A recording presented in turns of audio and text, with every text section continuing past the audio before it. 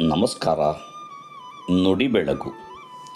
ಅಭಿನವ ಗವಿಸಿದ್ದೇಶ್ವರ ಸ್ವಾಮೀಜಿ ಗವಿಮಠ ಕೊಪ್ಪಳರವರ ಲೇಖನದ ಆಯ್ದ ಭಾಗ ಮನದೊಳಗೆ ವಚನಗಳ ಸಿಹಿ ತುಂಬಿ. ನಮ್ಮಲ್ಲಿ ಒಂದು ನಂಬಿಕೆ ಇದೆ. ಪಾಪ ಕಳೆದುಕೊಳ್ಳಬೇಕು ಎಂದರೆ ಗಂಗೆಯಲ್ಲಿ ಮುಳುಗಬೇಕು ಎಂದು. ಮನಸ್ಸಿನ ತಾಪ ಕಳೆದುಕೊಳ್ಳಬೇಕು ಎಂದರೆ ಬೆಳದಿಂಗಳಲ್ಲಿ ಸುತ್ತಾಡಬೇಕು. ಶಾಪ ಕಳೆಯಬೇಕು ಅಂದರೆ ನೀವು ನಂಬಿದ ದೇವರ ಹತ್ತಿರ ಹೋಗಬೇಕು. ಪಾಪ, ತಾಪ ಮತ್ತು ಶಾಪ ಮೂರೂ ಕಳೆಯುವ ಶಕ್ತಿ ಸತ್ಯಶರಣರ ವಚನಗಳಲ್ಲಿವೆ. ಕೇಳುತ್ತಾ ಇರಬೇಕು. ಎಷ್ಟು ದಿನ ಕೇಳಬೇಕ್ರಿ?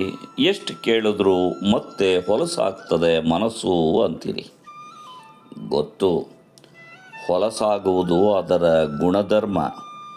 ಅದಕ್ಕೆ ಕೇಳುತ್ತಲೇ ಇರಬೇಕು. ನೀವು ಚಹಾ ಮಾಡುವಾಗ ಚಹಾ ಮಾಡುವ ಪಾತ್ರೆ ಬದಲಾಯಿಸಿ ತೊಳೆಯದೇ ಇದ್ದ ಸಾಂಬಾರು ಮಾಡುವ ಪಾತ್ರೆ ಬಳಸಿದರೆ ಏನಾಗುತ್ತದೆ? ಚಹಾ ಖಾರ ಅನ್ನಿಸುತ್ತದೆ. ಅದನ್ನು ತೊಳೆದರೂ ಅದು ಹೋಗೋದಿಲ್ಲ. ನಿತ್ಯ ತೊಳೆಯುತ್ತಿದ್ದರೆ ಒಂದು ದಿನ ಅದು ಚಹಾ ಮಾಡುವ ಪಾತ್ರೆಯಾಗಿ ಬದಲಾಗುತ್ತದೆ. ಆಗ ಚಹಾ ಸಿಹಿ ಸಿಹಿ ಅನಿಸುತ್ತದೆ. ಹಾಗೆಯೇ ಮನಸ್ಸೂ ಕೂಡ ಖಾರದ ಸಾಂಬಾರು ಮಾಡುವ ಬೋಗೋಣಿ ತರಹ. ಅದನ್ನು ಸ್ವಚ್ಛ ಮಾಡಬೇಕು ಎಂದರೆ ಶರಣರ ವಚನಗಳೆಂಬ ಸಿಹಿಯನ್ನು ಆಗಾಗ ಹಚ್ಚುತ್ತಿರಬೇಕು.